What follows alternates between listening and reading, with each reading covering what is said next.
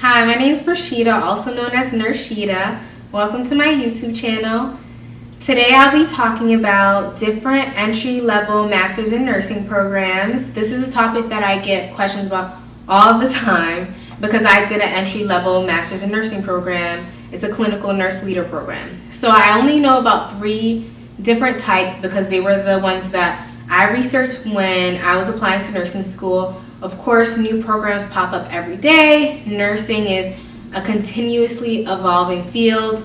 Back in the day, you didn't even need a degree to be a nurse. You just went to a hospital, got some training, boop, you're a nurse. So now there's so many different options, so many different degrees, so many things you can do with the degrees. So I just want to share this topic with you. So first, let me tell you what is required to even apply to one of these programs. You need a bachelor's degree in something that's not nursing. So you can have a degree in basket weaving. It doesn't matter. You just need a degree. And then after that, there are certain prerequisites that you have to take in order to be prepared for the rigorous courses that you'll take in nursing school. So some of them include biology 1 and 2, maybe a microbiology course, maybe biochem. Some programs require nutrition, some require that you take Spanish. It really just depends on the program, and since it's grad school, some even require that you take the GRE. There's also usually an essay portion and recommendations required as well. This is all a case-by-case basis, so it really just depends on the school.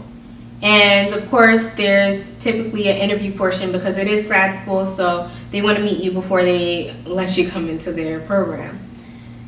My suggestion for all this is when even considering doing an entry-level Masters in Nursing program, look up the schools that you would like to apply to first. That way you know what courses you need to take, and that way you'll save money. Like, I took organic chem, and I didn't need that. I could have saved money and suffering, okay? So do yourself a favor and really plan out, manifest this. What school do you want to go to?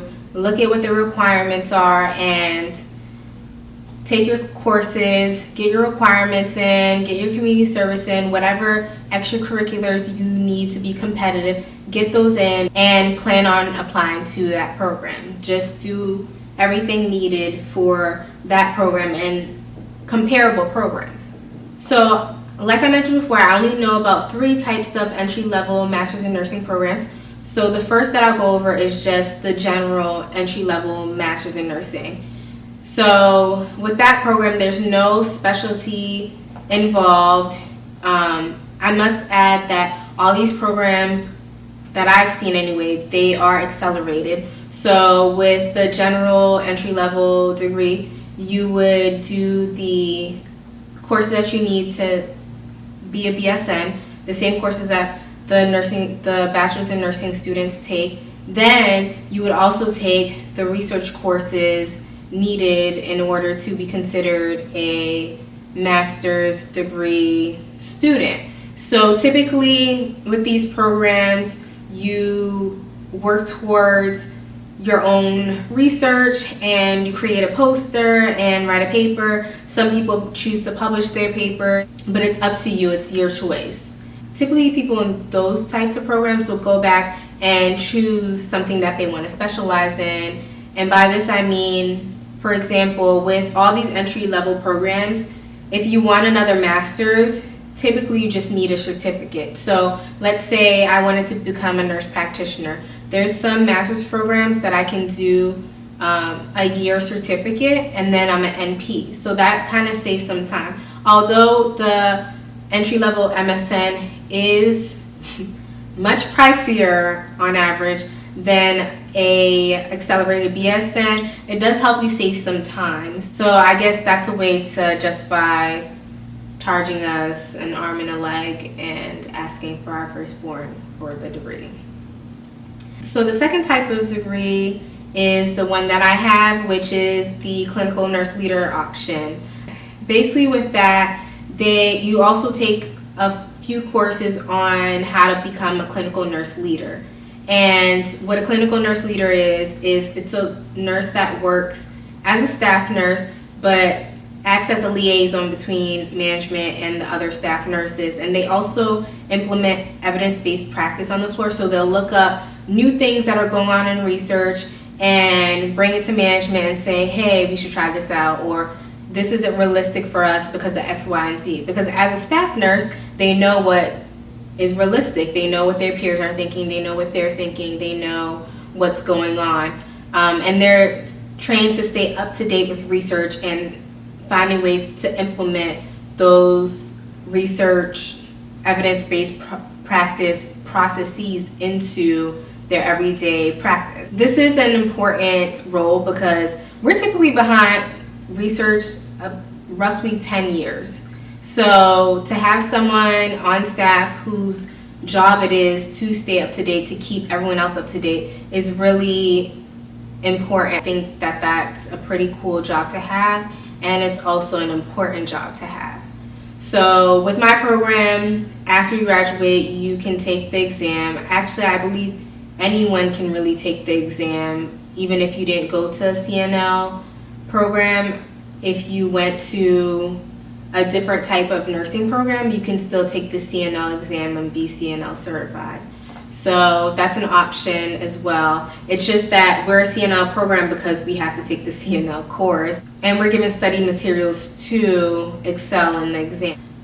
But again, like I said, if you're interested in doing something like that and you have a master's in nursing, that's something that you can definitely look into. You just study for it. There's online resources that you can download and purchase, and then you go and take the exam. And then the third type of master's that I know about that's an entry-level master's in nursing is the NP program. So I know there's some biasness towards those programs. There's biasness towards all entry-level MSNs for some reason. I think there's a misconception that with the NP version specifically, that you go to school for 3 years and then you pop up as an NP, which isn't realistic. You probably wouldn't get a job in that way. So what I was told during my interview process, because I did get into a program like that in Boston at Regis College, was that people usually do the accelerated BSN portion of the program first, then they secure a position and they finish the rest of the program part-time while they gain experience as a nurse, which is realistic because I have seen many nurses become nurses for a year or two and then decide to go to school part-time for their NP or even full-time. So I believe that that's a good way to do it, and it probably will be, not only is it a more realistic way to do the program, but it'll probably be more beneficial in the sense that it'll be easier to get a job after you graduate because you have experience as well and have built these connections at your current position. So that's another option as well. I think that that type of program is interesting because it helps cut out, again, some time. Instead of doing the accelerated BSN separate and having, again, to go through the stressful process of applying to school and doing interviews and taking your GRE and doing this and doing that and taking these extra classes, you're already in the program, especially if it's a school that you enjoy being at. I think that that's a great option as well. It wasn't the option that I chose. I'm more interested in research, so the clinical nurse leader program appealed more to me than the entry-level NP program. But to each its own. I know people who have done that and have been very successful doing so. So those are three options. There's also the accelerated BSN, which is a great option too if you already have a degree in something else. That's something that I've seen many nurses do, is the accelerated BSN. And it's a cheaper option, and once you secure a position, many times your job will pay for you to get your master's anyway, so it is nice to do that option as well.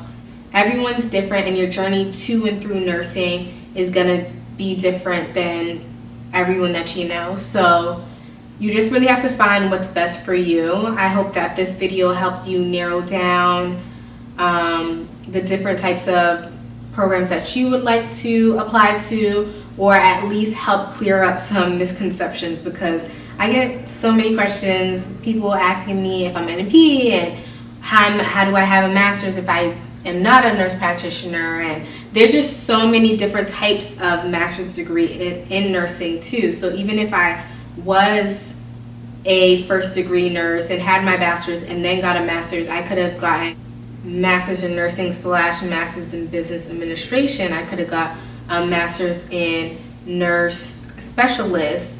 There's just so many different types of nursing out there that it's just not black and white typically for a lot of us, which is pretty cool. It's such a versatile field. So please let me know if you have any more questions. Leave them in the comment section. DM me on Instagram if you'd like. Answer each other's questions. Share your stories about different types of nursing programs that you have applied to or that you have attended, and really help us get that knowledge out there and let people know their options. Please like, subscribe, follow me on Instagram at nurse_Shida, and watch my other videos. Thank you so much for stopping by. I really appreciate it.